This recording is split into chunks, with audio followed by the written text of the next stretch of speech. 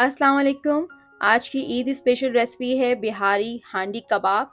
और मैं ये नहीं कहूँगी कि ये बहुत मज़ेदार और आसान रेसिपी है। आप इस रेसिपी को देखें, ट्राई करें और फिर ये बात आप खुद करेंगे। बहुत ही कम चीज़ों से बन के तैयार होती है, लेकिन बहुत ही टेस्टी बनती है। तो इसको बनाने के लिए पहले जो थोड़ी सी चीज़ें चाहिए नोट में करवा देती हूँ आपको। सबसे पहले मैंने यहाँ पर 3 दरमियानी प्याज को थोड़े से पानी के साथ ग्राइंड कर लिया है। 1 कप सरसों का तेल चाहिए होगा, 1 कप दही, 2 टेबल स्पून कच्चा पपीता ले लिया है मैंने पिसा हुआ। साथ ही मैंने यहाँ पे 3 टेबल स्पून ले लिया है पिसा हुआ अदरक। साथ ही मैंने यहाँ पे 2 दरमियानी प्याज ले ली थी, उसको फ्राई करके ठंडा कर लिया और चूर कर लिया है।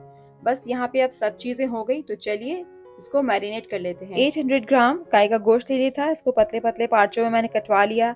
आप चाहें तो इसे बोटी में भी बना सकते हैं, लेकिन इस तरह से ये देखने में भी बड़े अच्छे लगते हैं और टेस्ट भी इसका बहुत अच्छा आता है। तो इस तरह से इसको थिन स्टिक बनवा लें और फिर इसके जो है आप हांडी कबाब बनाए तो बहुत अच्छा लगेगा।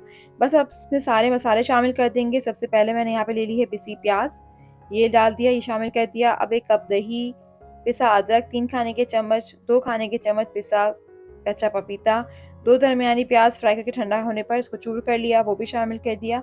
थोड़े से मसाले भी शामिल करेंगे, जिसमें है 1.5 टीस्पून, 1.5 टीस्पून पिसी हुई लाल मिर्च, 1 टीस्पून शामिल करूंगी इसमें घर का पिसा हुआ खुशबूदार गरम मसाला। काली मिर्च का इसमें बहुत ही ज़बरदस्त फ्लेवर आता है, बहुत ही मज़ेदार सा जायका आता है, तो काली मिर्च को इसमें ज़रूर डालना है और कोशिश करें कि ताज़ा पीस के डालें। जायके के हिसाब से बेशक आप उसे कम या ज़्यादा कर सकते हैं। पिसी हुई काली मिर्च डाल रही हूँ मैं इसमें 2 टीस्पून। नमक शामिल करेंगे इसमें हस्बे ज़रूरत, जितना आपको पसंद है। बस सब चीज़ें हो गई तो इसको अच्छी तरह से मिक्स कर लेंगे और कम से कम 2 घंटे किचन काउंटर पे इसको रख के छोड़ देंगे, ताकि ये अच्छी से मसालों के साथ खूब अच्छी तरह मैरिनेट हो जाए और इसका फ्लेवर बहुत अच्छा आता है। अगर आप इसको किसी दावत के लिए बना रहे हो तो 1 दिन पहले ही सब चीज़ें मिलाकर मैरिनेट होने के लिए फ्रिज में रख दें और फिर नेक्स्ट डे तेल शामिल करके इसको पका लें। इसका जायका बहुत ही ज़बरदस्त आएगा। यहाँ पर मैंने इसे 2 घंटा मैरिनेट कर लिया था। अब आप इसमें 1 कप सरसों का तेल शामिल करके अच्छी तरह से मिक्स कर लें और मज़ीद 1 घंटा मैरिनेट कर लें, या ओवरनाइट भी छोड़ सकते हैं। अगर आपके पास गुंजाइश नहीं है तो आप इसे इसी वक्त पका भी सकते हैं। गोश्त, दही, तेल, मसालों के साथ अच्छी तरह से मैरिनेट हो गया, तो अब कबाबी गोश्त को एक पतीले में डालकर तेज़ आंच पर ढक कर चढ़ा दें 6 से 7 मिनट तक के लिए, ताकि ये पानी छोड़ दे। पपीता और अदरक जो है गोश्त को गलाने का काम करते हैं, लिहाजा आप पकाते वक्त इसको एक्स्ट्रा पानी की ज़रूरत नहीं होगी। गोश्त, प्याज, दही खुद अपना पानी छोड़ेगा और ये अपने ही पानी में खूब अच्छी तरह से गल जाएगा। लिहाजा इसको अब मीडियम टू लो फ्लेम पर 40 टू 45 मिनट तक के लिए या गोश्त गल जाने तक अच्छी तरह से पका लें। और गोश्त को बीच में खोल-खोल कर स्टर भी करते जाएँ। गोश्त गल जाए तो तेल ऊपर आने तक इसकी अच्छी तरह से भुनाई कर लें।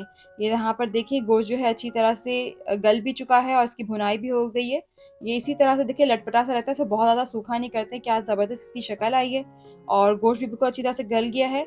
तो अब बस यहाँ पर इसका चूल्हा बंद कर दें और अब इसको बारबेक्यू फ्लेवर देने के लिए मैंने यहाँ पर एक कोयला दहका लिया था। कोयले को किसी भी कटोरी में रखकर गोश्त के ऊपर रख दें और कोई सा भी कुकिंग ऑयल थोड़ा सा कोयले के ऊपर जो है ड्रिजल कर दें और फ़ौरन ही ढक दें और फिर 4 टू 5 मिनट तक के लिए इसको धूनी दे दें। बीफ बिहारी कबाबी गोश्त जो है बिल्कुल तैयार है। इसे रोटी, नान, तंदूर के साथ जो है सर्व करें और साथ में इसे रायता और सिरके वाली प्याज़ भी ज़रूर बनाएँ, इसके साथ बहुत ही मज़ेदार लगते हैं। उम्मीद करती हूँ कि आपको आज की रेसिपी पसंद आएगी। पसंद आती है तो लाइक करें, शेयर करें। चैनल पे अगर नए हैं तो चैनल को सब्सक्राइब करना मत भूलें। Thanks for watching. अल्लाह हाफ़िज़।